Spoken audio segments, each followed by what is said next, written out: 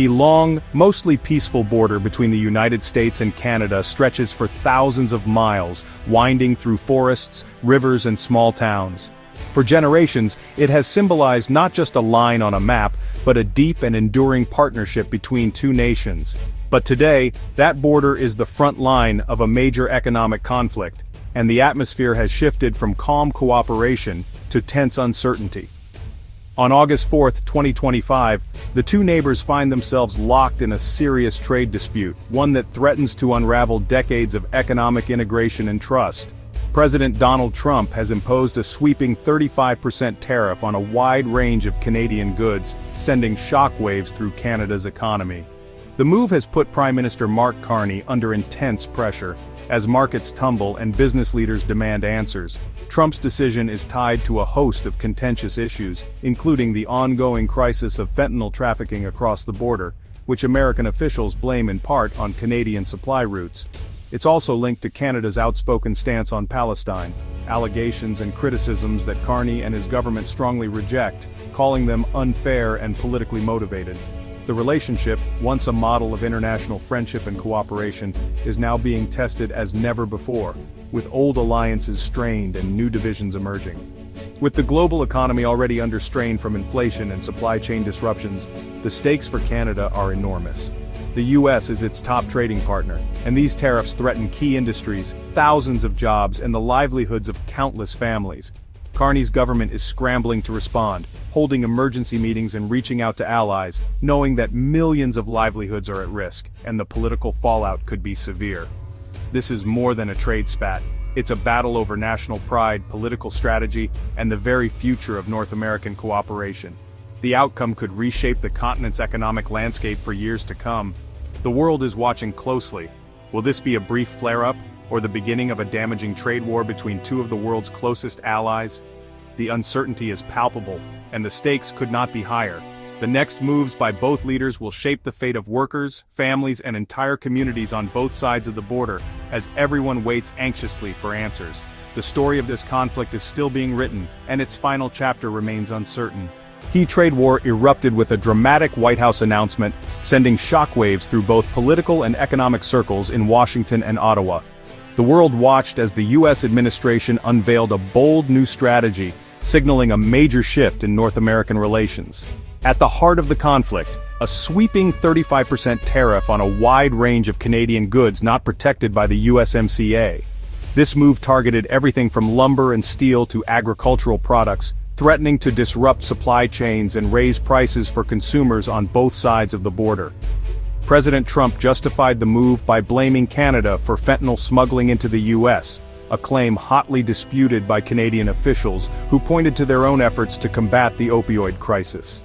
The accusation added a layer of tension, fueling public debate and diplomatic friction.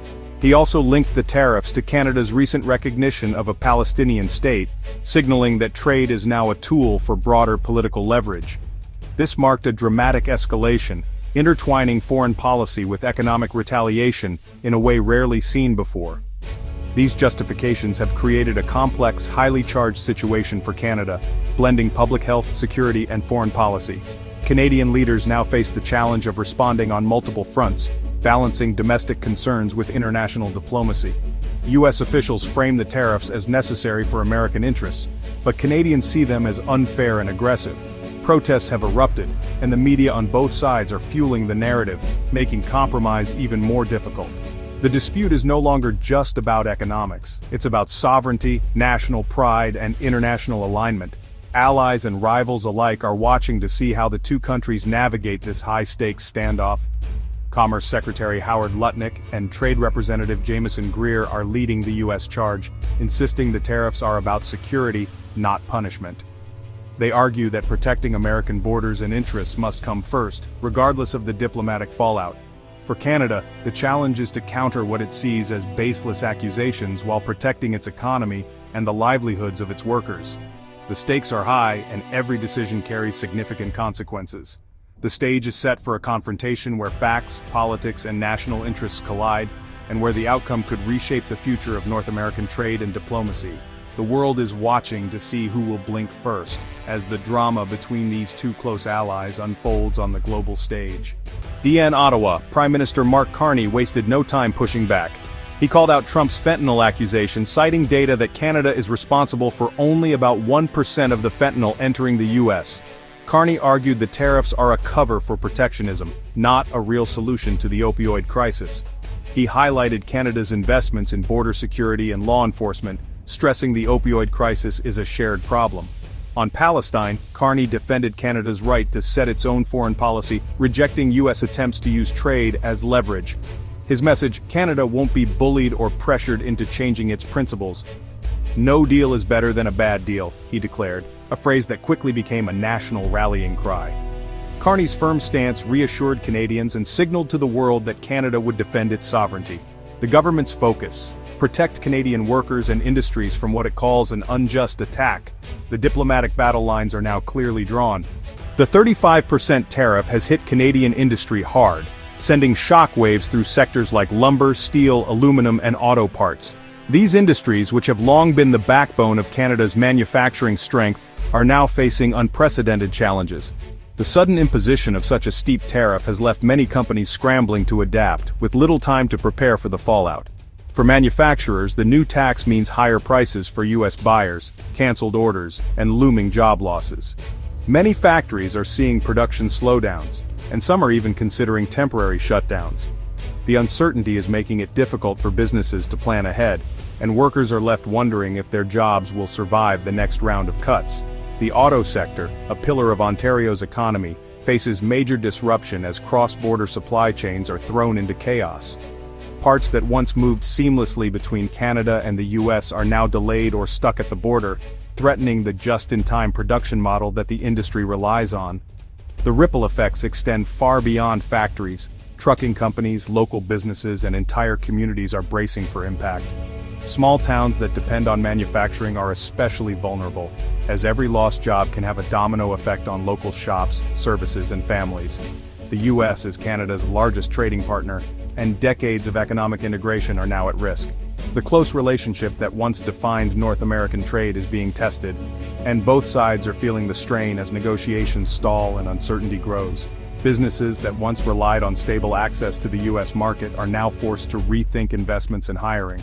Many are pausing expansion plans, cutting back on spending, and searching for new markets to survive. The uncertainty alone is damaging, making it hard for companies to plan or grow. Boardrooms across the country are filled with tense discussions about how to weather the storm and protect their workers. The tariffs are more than a tax. They're a shock to the foundation of Canada's economy. The effects are being felt in every corner of the country, from large cities to rural communities, as the economic landscape shifts overnight. Anxiety is spreading as families and communities worry about their future. Parents are concerned about putting food on the table, and local leaders are searching for ways to support those hit hardest by the downturn. The sense of stability that defined North American trade has been shattered. What was once a predictable partnership is now marked by tension and unpredictability, leaving many to wonder what comes next. Canada faces a fundamental economic challenge, one that will require resilience, innovation, and unity to overcome in the months and years ahead. Prime Minister Carney's government is moving fast to shield the economy. Direct support is being prepared for industries hit hardest by the tariffs, financial aid, loan guarantees, and investments in new technology. Buy Canadian campaigns are being launched to boost domestic demand and foster national unity. The government is accelerating efforts to diversify exports, seeking new markets in Europe, Asia, and Latin America. This crisis has made reducing reliance on the U.S. more urgent than ever. Retaliation is also on the table. Canada is ready to impose its own tariffs if needed. The risk of escalation is real, but so is the need to show Washington there's a cost to aggressive trade policies. Diplomacy remains the priority, but Canada is preparing for all scenarios. The message: Canada will defend its interests with every tool available. The country is bracing for a long fight, but determined not to back down. His isn't the first time U.S.-Canada trade has turned hostile. Decades of disputes over softwood lumber, steel, and more have shaped a playbook of negotiation, retaliation, and legal challenges. Trump's first term saw similar tensions, with tariffs and counter-tariffs on both sides. Canada has learned not to absorb the blows passively. Targeted retaliation is now standard. The goal: make trade disputes painful for U.S. businesses too, forcing compromise. Canada's toolkit includes not just tariffs but diplomacy, PR campaigns and alliances with American stakeholders. There's no single formula. Flexibility and resolve are key. Today's crisis is the latest test of Canada's hard-won experience. The struggle is familiar, but the stakes are higher than ever. Despite the heated rhetoric, both sides are preparing to talk. A direct conversation between Carney and Trump is imminent. A critical moment that could ease tensions or deepen the rift. The outcome may hinge on their personal chemistry and willingness to compromise. Canada's lead negotiator Dominic LeBlanc is cautiously optimistic, hinting that a deal is possible. On the U.S. side, Lutnick and Greer are pushing for concessions they can sell as a win for American workers. The main sticking points: fentanyl, border security, and Canada's foreign policy. A possible compromise could see Canada invest in joint border initiatives in exchange for tariff relief. But Carney's no-bad-deal stance means Canada won't accept terms that undermine its sovereignty. The negotiations are fraught, with both sides under intense domestic pressure. The next few days will determine whether this crisis escalates or finds a path to resolution. Tariffs have sparked a rare moment of unity across Canada. Citizens, business leaders, and political opponents alike are rallying behind Carney's tough stance. Social media and talk shows are filled with calls for resilience and defiance. Industry groups condemn the tariffs, but support the government's refusal to accept a bad deal. Even opposition parties are backing Carney, presenting a united front to Washington. This consensus strengthens Canada's negotiating position and signals national resolve. The sense of injustice has overshadowed political divisions, at least for now, but if the dispute drags on, unity could be tested by economic pain. For now, Canadians are determined to stand together and defend their sovereignty. As of August 4, 2025, the future of U.S.-Canada relations is deeply uncertain. The upcoming Trump-Carney call could either defuse the crisis or push both sides toward a damaging trade war. Prolonged tariffs would hurt industries, jobs, and supply chains on both sides of the border.